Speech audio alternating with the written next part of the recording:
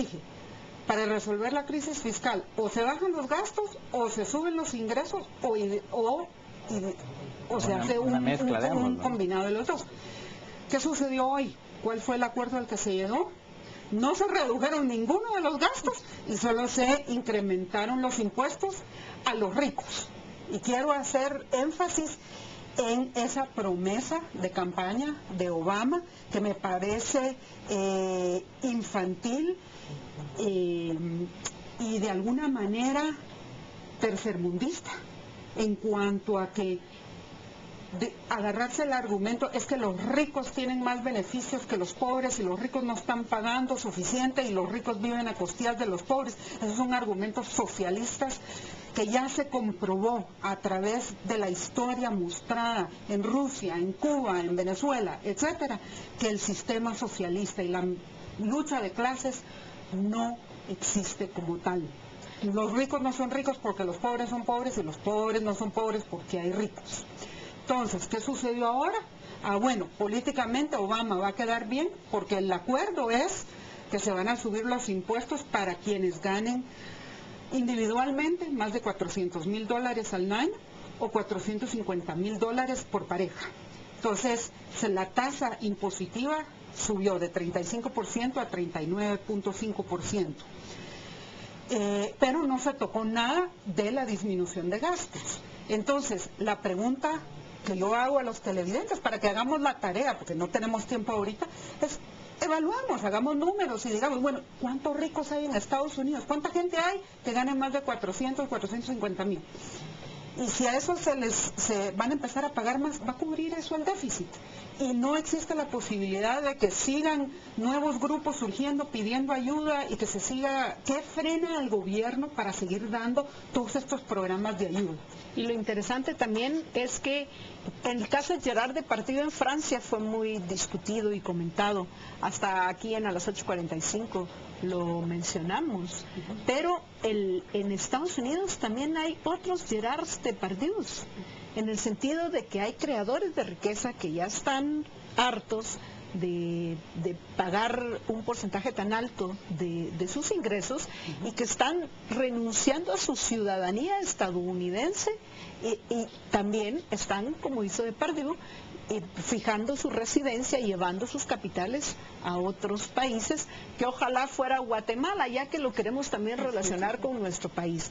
Por cierto, Roxana, dejando a un lado el tema del abismo fiscal, para los guatemaltecos ha sido y es muy importante la situación de nuestros compatriotas que viven, trabajan y producen en Estados Unidos. ¿Qué posibilidades ves tú de que les vayan a otorgar el famoso TPS?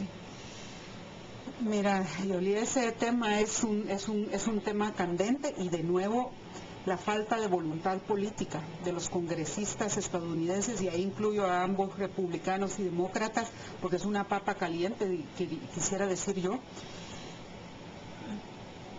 Si pasa el TPS va a pasar con limitaciones, pienso yo. Realmente todavía está en Estados Unidos, ya que la tasa, si bien la tasa de desempleo ha mejorado en los últimos meses, sin embargo, aún la economía no está boyante. Y además de eso, lo que ha mejorado es insignificante. Y es insignificante. Entonces, los americanos, tenés un conflicto, porque por un lado, los trabajadores, nuestros hermanos chapines que están allá trabajando, están fajándose, trabajando, haciendo el trabajo que ningún afroamericano, ningún asiático, ni ningún gringo quiere hacer, que es ir a trabajar, por ejemplo, en construcción, en climas nefastos como los de Montana, Minnesota, Dakota del Norte, Dakota del Sur. Cuando vemos las temperaturas de esos lugares y vemos que tiene que haber construcción, la construcción obviamente es afuera, es a la intemperie.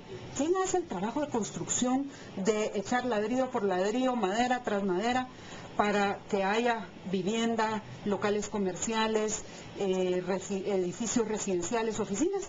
¿Quién es el grueso de la población trabajadora que saca eso? Los latinoamericanos. Los latinoamericanos. Solo un paréntesis, que es interesante que ellos están trabajando porque hay estadounidenses que les están dando trabajo. Entonces, realmente el problema es un problema político. Son los gobernantes que por satisfacer las demandas de los líderes sindicales, llevan a cabo todas estas prácticas, a pesar de que la mayoría de ciudadanos estadounidenses, pues bueno, con sus acciones muestran, porque están contratando a los inmigrantes, muestran que están a favor de este trabajo y de que lleguen al país a producir y a crear riqueza con ellos. Sí, y es una situación que se da en todos los 50 estados de Estados Unidos.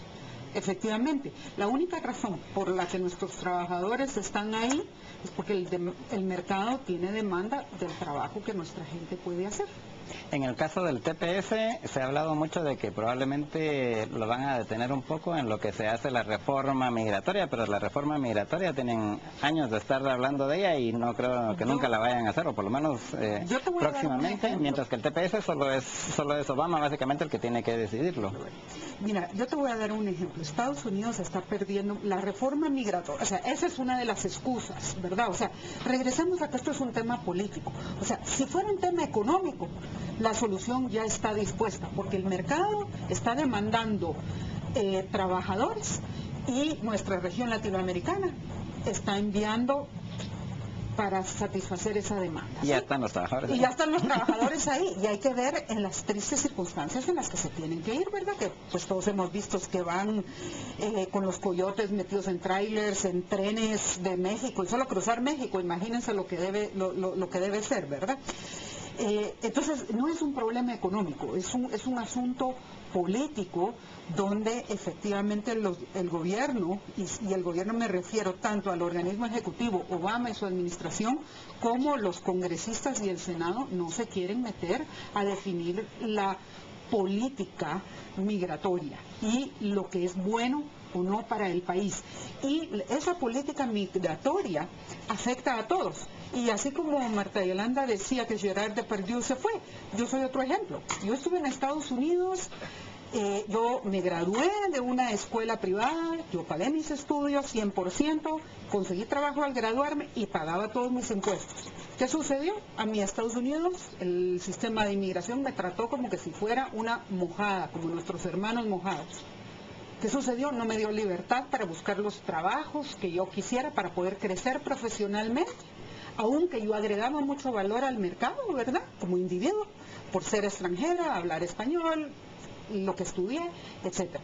¿Qué sucedió? Llegó un punto en que se tardaron 8 años en darme a mí la residencia para vivir en Estados Unidos.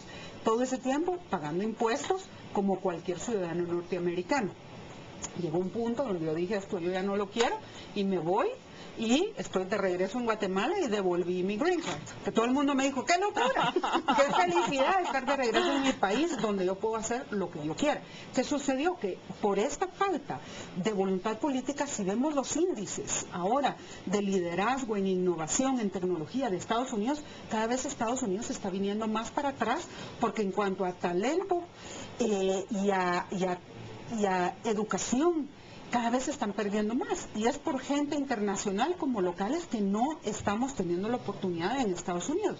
Y así como lo digo, a un nivel académico, profesional como el que yo tuve, es exactamente lo mismo para los inmigrantes. Todo es un tema político, no es un tema económico, y si ni siquiera se deciden ellos en un tema como la crisis fiscal, menos se van a meter al tema migratorio.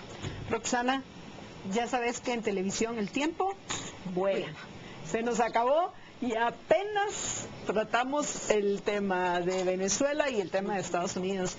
Pero bueno, tenemos ¿cuántos años? ¿Cuántos días?